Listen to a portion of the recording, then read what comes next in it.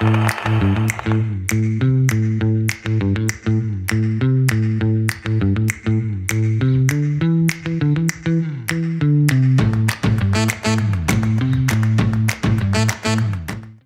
day, my name is Evan Basco. I'm the current Senior Culinary Trainer here at AII Baguio. I've been working in the industry for the past 20 years and have been working at different capacities from chef to VP of Operations, instructor, mentor, and the likes. My interest started when I was a kid. Seeing my grandma cook festive meals every Sunday got me going and got me interested in taking up culinary arts. Early 90s, there weren't any culinary schools here in the Philippines yet, so I took up something else. Rather than cooking, I took up civil aeronautics, just to be able to feed my infatuation with international food. I reassured myself that someday I would travel and taste the flavors of the world. But then again, there were troubling times back then, and of course, money was scarce. So I pursued my career in culinary arts later on when schools were starting to come up in the Philippines. So that's where it all started. I decided to become a chef when I realized that flying wasn't really for me. I guess when I came to realize that, tasting the food of every country or any cuisine is a better gateway for me to explore the world. And I think that's what's made me more interested in becoming a chef rather than being a pilot. And I think that's where I started to really realize that being a chef would mean the world to me. Yes, I did study in a culinary school. It was one of the first culinary schools here in the Philippines. I'm a graduate of the Center for Culinary Arts, Manila. Actually, I was second batch for CCA. So that was back early 1997 or 1998, around that year. Yeah. I think for me, the chefs that I idolize are not actually chefs per se, but cooks who are nameless, who are the ones who are striving and pushing every day, every holiday, and those unnamed chefs or cooks working in the kitchen, unrecognized. I think those are the ones that have more talent, more passion, and I think I idolize them because they don't need laurels on their heads just to prove that they are part of a bigger mechanism. They don't need the approvals of anyone. Just working hard. I think those are the chefs that I idolize, not necessarily the ones who are celebrated in the mainstream celebrity chefs. No, I think the best chefs that I idolize are the ones who are behind the stoves, the ones who are cooking, the ones who are slaving, and the ones who are thriving in this industry. Yeah. Okay, favorite cuisine to cook. I don't necessarily have a favorite cuisine to cook, but I like experimental cuisine. But then again, as a chef, you must really have a good understanding of your own cuisine first before you explore other stuff.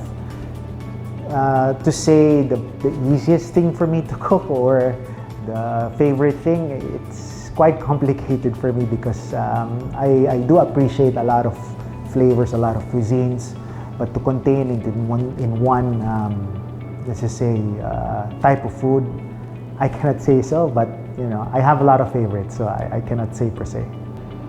Okay, prioritizing work, it comes down to knowing the difference between what is urgent and what is important. In a day-to-day basis of producing a lot of food, handling clients, and sometimes teaching students and mentoring, it boils down to being prepared on your own first. Without everything else, just concentrating on the things that you can provide, the things that you can do. Thinking ahead in terms of if I'm going to be effective today, I plan that out before I go to class or I go to my kitchen, taking a look at everything that's possible that could happen, checking my ingredients, checking my lesson plans, and following throughout the day.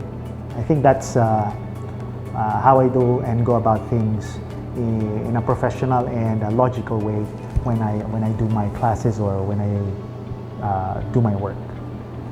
I think more than anything else, the thing that inspires me the most is when I discover new things, because cooking is art, cooking is passion, cooking is, self-discovery. When I discover new things physically or by my attitude or by my intellect, when I discover that I can do other things than just the simplest things, I think that's the thing that inspires me. It also inspires others to become better, others to explore new ways of cooking, and we discover ourselves better and we get to share that. I think that inspires me the most, to be able to share my discoveries and to be able to share all these experiences, because yes, we are in the business of making memories, and I think that's what inspires me the most. I think what I enjoy most when I'm not in the kitchen is, yes, tinkering with cars, bikes, typical guy stuff. But moreover, when you're a family guy, I think I enjoy most my children, my family, having to spend the time with them whenever I can, because as you know, in this business, you don't have holidays. So I enjoy that the most, be able to do the things that I like, and to be able to spend that with family. Well, when you say comfort food, I think almost all, if not, about food, I think is comforting for me. To be able to eat, and enjoy your food is comforting enough for me. It doesn't have to be something special, just as long as it's prepared the way it's supposed to be. I think that's comforting enough to know that the food is going to be awesome. The food is going to be, delicious. I think that's, in an essence, comfort food for me, because I think I could enjoy it, and not being bothered by anything else. I think any food would be comfort food for me. So I could say I've been cooking for quite a while. So I started my career when I was 18 years old, and now I'm 43. So yeah, the better part of 20 years or 2 decades. So I've been working here locally, and I've been working also in different countries. So I've been into working in the Middle East as well. I've worked in different capacities, not only just a chef, but also in admin and other functions in the food industry. So it's good to say that majority of 20 years I've been cooking already. So I started my career as a kitchen helper, then became cook, line cook, and then I became sous chef for an outlet, and then executive chef after that. Then later on, with this corporation that I was working, I was given the task of becoming their corporate chef. So I was handling several other outlets during that time.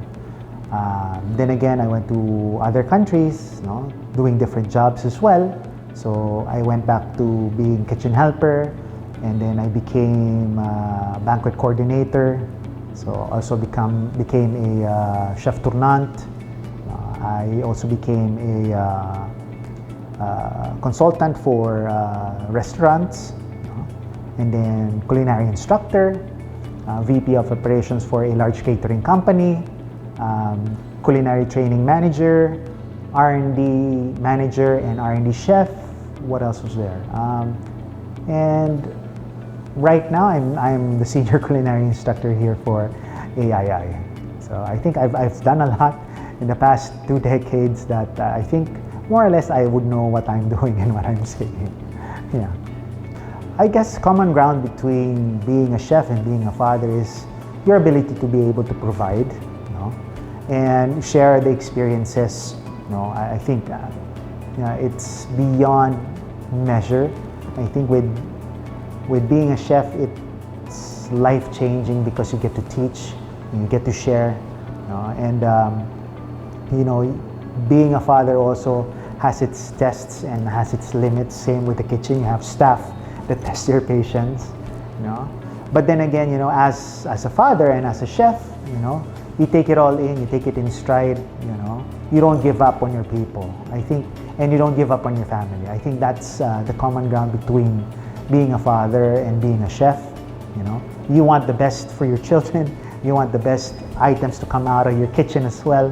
You know, you want these experiences, these feelings, these emotions translated in what you do, you know?